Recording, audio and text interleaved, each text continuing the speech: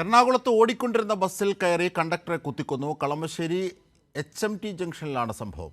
ഇടുക്കി സ്വദേശി അനീഷാണ് കൊല്ലപ്പെട്ടത്. ബസ്സിൽ ഓടി കയറിയ ശേഷം കുത്തിയ പ്രതി ഇറങ്ങി ഓടുകയായിരുന്നു. ഇതിൻ്റെ വിവരങ്ങളുമായി അർച്ചന, എന്താണ് ഇതേ സംബന്ധിച്ചൊരു വ്യക്തത വന്നിട്ടുണ്ടോ? ആരാണ് കുത്തിയത്? എന്താണ് ഇതിൻ്റെ പിന്നിലുള്ള സംഭവം ഒക്കെ പുറത്തു വന്നിട്ടുണ്ടോ?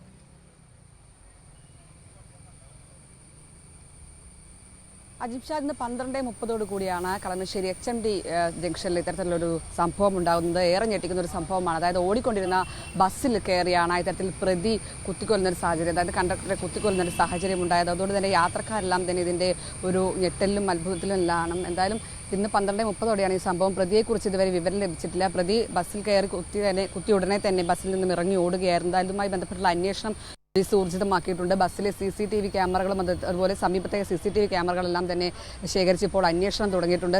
പ്രതി എന്തായാലും സ്ഥലം വിട്ടു പോകാനുള്ള ഒരു സാധ്യത ഇല്ലെന്ന് തന്നെയാണ് പോലീസ് കണക്കാക്കുന്നത്. അതുകൊണ്ട് തന്നെ അന്വേഷണം ഊർജിതമാക്കിയിട്ടുണ്ട്. എന്തായാലും എന്താണ് ഇത്തരത്തിലൊരു കുത്തിക്കൊല്ലപ്പെടുന്ന ഒരു സാഹചര്യത്തിലേക്ക് നീങ്ങിയത്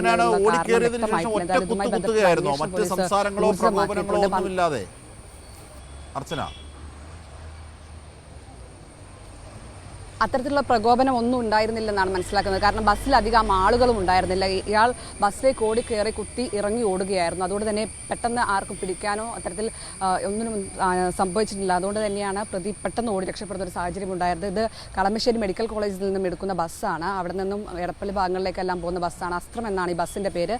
എന്തായാലും ഇതുമായി ബന്ധപ്പെട്ടുള്ള CCTV കേന്ദ്രീകരിച്ചാണ് ഈ പ്രധാനമായും അന്വേഷണം നടത്തുന്നത്. എന്തായാലും പ്രതി എന്തായാലും ഈ സ്ഥലം വിട്ട് പോയിട്ടില്ല എന്നുള്ള ഒരു നിഗമനത്തിൽ തന്നെയാണ് പോലീസ്. അതുകൊണ്ട് തന്നെ ഉടൻ പിടിക്കാൻ കഴിയുമെന്ന ഒരു സൂചന കൂടി ലഭിക്കുന്നുണ്ട്. എന്തായാലും പ്രതിയെക്കുറിച്ചുള്ള ഏകദേശ വിവരങ്ങൾ പോലീസിൽ ലഭിച്ചിട്ടുണ്ട്. ഇപ്പോൾ ഇടുക്കി സ്വദേശി അനീഷാണ് മരണപ്പെട്ടത്. 32 വയസ്സാണ്.